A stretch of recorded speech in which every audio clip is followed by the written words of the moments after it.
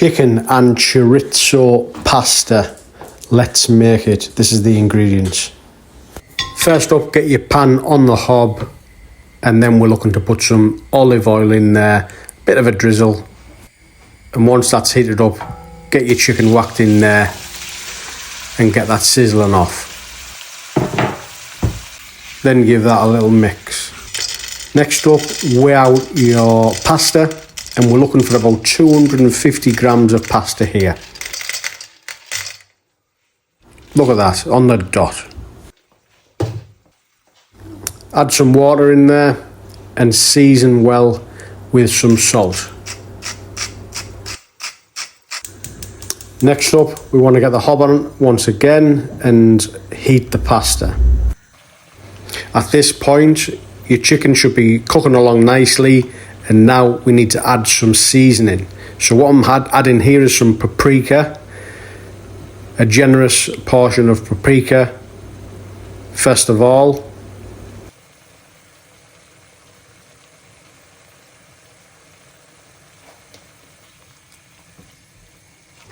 Then give that a nice stir.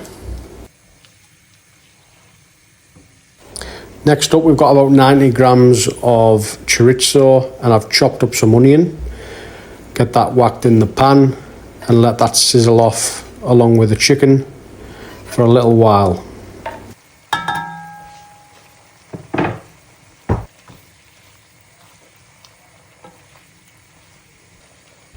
So as it's cooking away, just to lock in any flavours and make it nice and juicy, I've added the lid on here. So what that does is it locks in any moisture and keeps that chicken nice and juicy.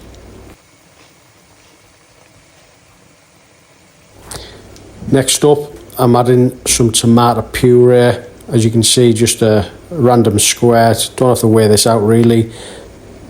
As you can see, a bit there for luck. And give that another little bit of a mix.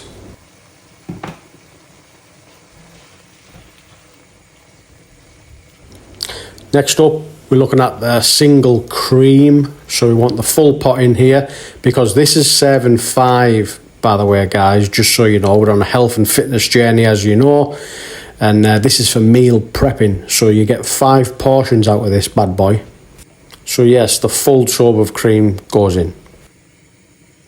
Once that's all in there, give it another mix, a good mix, and pop the lid back on.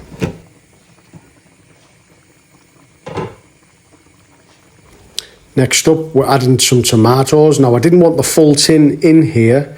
I just put half a tin in there, as you can see. Then once again, give it a nice mix.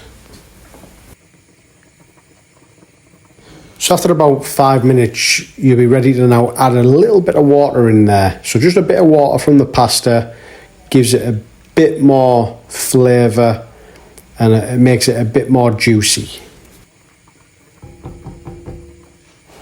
After you give it a little bit more mix, not forgetting to put the lid back on.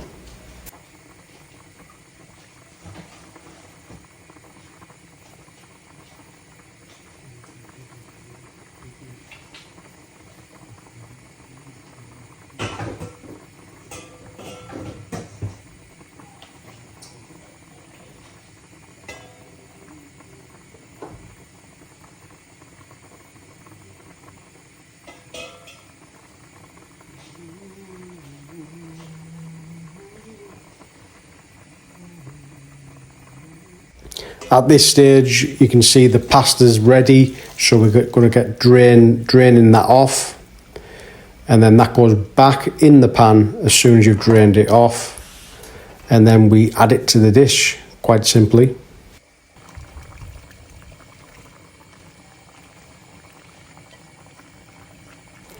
So once adding the pasta to the dish, again, just give it a bit of a mix, and soon after that, we're ready for the mozzarella.